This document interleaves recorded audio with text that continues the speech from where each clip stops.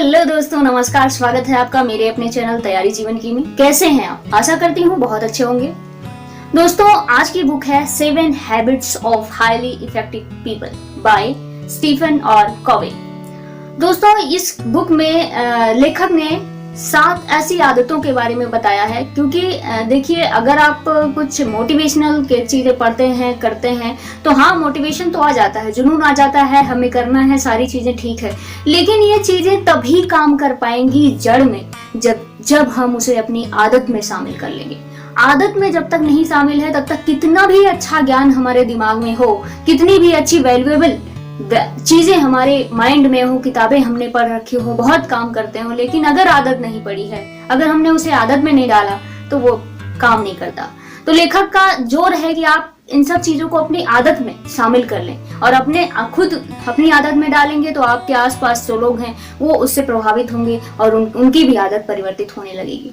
तो दोस्तों, पहली बात उन्होंने बताया है पहली आदत के रूप में कि be proactive not a reactive. इसमें एक उदाहरण से हम समझते हैं कि प्रोएक्टिव होने का मतलब है कि आप सोच समझ लीजिए, फिर उसके बाद समझदारी से एक्शन लीजिए। उन्होंने एक उदाहरण ऐसा सेट है, देखिए कि एक जो है रेस्तरां होता है, होटल, वहां पे दो महिलाएं बैठी होती हैं और बहुत सारे लोग होते हैं। तो एक कॉकरोच आता है, एक महिला के ऊपर चढ़ता है, कूदता है, तो खड़ी हो जाती है, चिल्लाने लगती है कि कॉकरोच कॉकरोच। सेम रिएक्शन दूसरी महिला भी करती है, लेकिन बगल में खड़ा हुआ वेटर जब उसके ऊपर कॉकरोच जाता है तो वो उसे ऑब्जर्व करता है धीरे से और उसे पकड़ कर ले जाके बाहर छोड़ाता है। तो बात तो होती है सॉल्यूशन की कि आपको उससे उठा के बाहर फेंकना था, वहां से हटाना था, लेकिन आप चिल्लाएंगे, प्रॉब्लम को देख के केवल रिएक्ट करेंगे तो रिएक्ट करने से प्रॉब्लम थोड़े ना सॉल्व होगी। तो don't be reactive, be proactive. आपको प्रोएक्टिव होने की जरूरत है, यानी सोच समझकर उसका सॉल्यूशन खोजने की आवश्यकता होती है। दूसरी जो हैबिट लेखक के अनुसार एक है कि जो इफेक्टिव पीपल होते हैं वो अपनाते हैं begin with the and in mind. आप शुरुआत कर रहे हैं किसी कार्य की या अपने जीवन की, तो पहले से दिमाग में सोच के रखिए कि कहाँ तक ये जाएगा, इसका गोल क्या है, अंतिम लक्ष्य क्या है, कहाँ मुझे पहुंचना है, तभी आप उस पर बहुत अच्छे से काम कर पाते हैं। इसमें एक बात सोच लीजिए कि जैसे मान लीजिए कि हम हैं, तो हम अपना अंत, क्योंकि हमें पता है कि हम सबका अंत होने वाला है, हम अपने अंत में कैसा सुनना चाहते हैं। मान लीजिए फ्यूनरल है, किसी का अंतिम संस्कार हो रहा है, उसमें बहुत सारे लोग क्या क्या बातें कर रहे हैं। आप सोचिए, आप वहां उपस्थित हो तो क्या सुनना चाहेंगे अपने बारे में। आप एक अच्छे इंसान थे, आप एक अच्छे दोस्त थे, आप एक अच्छे लोगों की मदद करने वाले इंसान और जो है समाज के लिए, देश के लिए मसीहा, क्या ऐसा वर्ड आप अपने लिए सुनना चाहते हैं? अगर हाँ, तो क्या आप इस तरह के कार्य अपने जीवन में कर रहे हैं जिससे ऐसे वर्ड आपको आपके फ्यूनरल में सुनाई देंगे, आपके अंतिम संस्कार में लोग ऐसा कहते हुए मिलेंगे? अगर नहीं तो सोचने की जरूरत है, क्योंकि जो है काम करेंगे तभी तो इस तरह से होगा। तीसरी चीज है, वो काम सबसे पहले करिए जो सबसे ज्यादा जरूरी है। इस पर एक बुक मैंने पहले भी जो है समीक्षा की थी, उसकी समरी बनाई थी, ईट दैट फ्रॉग, यानी वो मेढक सबसे पहले खा लीजिए जो सबसे बड़ा और सबसे भद्दा हो, यानी सबसे बड़ा काम सबसे पहले कर लीजिए। तो आप क्या होगा, तो आप सबसे महत्वपूर्ण काम कर लेंगे, आप जो है आसान हो जाएगा आपके लिए बाकी दिन को मैनेज करना और चीजों के साथ टैकल करना।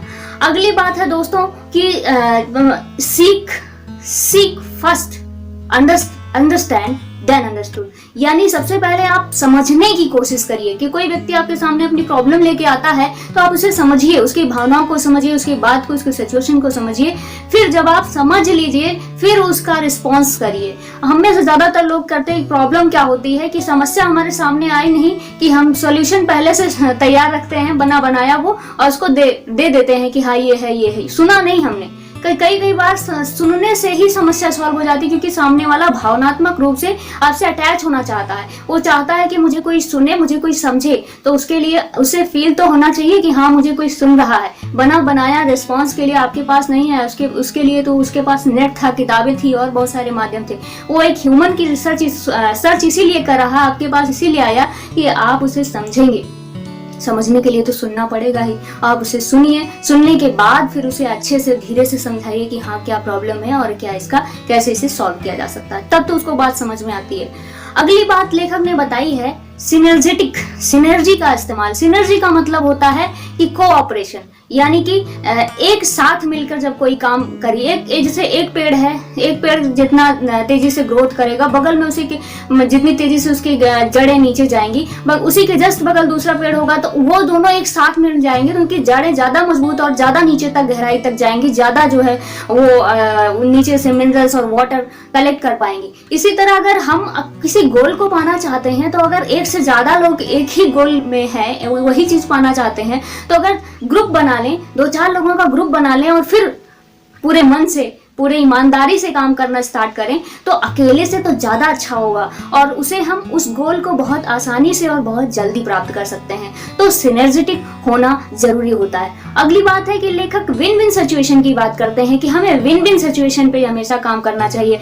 ऐसा नहीं कि जो है हमने जो है किसी से बात की कि इसमें मेरा फायदा हो जाए लेकिन सामने वाले का नुकसान हो जाए, तो वहां तो विन और लूज की बात आ जाएगी। अगर विन विन की बात होगी तो हमारा भी फायदा हो और आपका भी फायदा हो, हमारा भी फायदा हो और सबका फायदा हो। जब सबके भले की बात आप सोचेंगे, तब जो है आप एक अच्छे इंसान के रूप में उभर कर सामने आएंगे। जब आप एक अच्छे इंसान के रूप में विन विन सिचुएशन वाले इंसान होंगे, तो लोगों का भरोसा आप पर बनेगा और लोगों का भरोसा जब आप पर बनेगा तो लोग आपको पसंद करेंगे और एक आप अथॉरिटी के रूप में समाज में आएंगे और बड़ी बड़ी जिम्मेदारियां आपको दी जाने लगेंगी।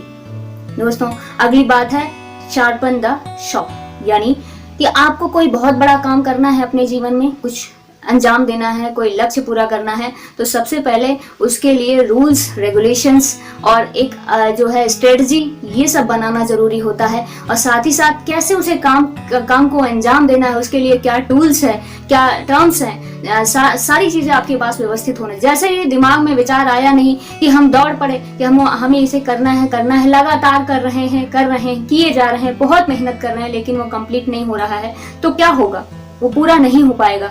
और उसके लिए सबसे पहले हमें अपनी आरी को, अपने पेड़ काटना है तो पहले आरी को खूब अच्छे से शार्पन करना होगा। जब वो शार्प हो जाएगी, तभी हम अच्छे से और आसानी से अपने पेड़ को काट सकते हैं, अपने लक्ष्य को पूरा कर सकते हैं। तो दोस्तों, ये रही 7 महत्वपूर्ण बातें, 7 महत्वपूर्ण आदतें जो हाईली इफेक्टिव पीपल अपनाते हैं। अगर हमें अपने जीवन में, आपको अपने जीवन में हाईली इफेक्टिव बनना है, बड़ा बनना है, तो हमें इन्हें अपनाने की आवश्यकता है। तो दोस्तों, बहुत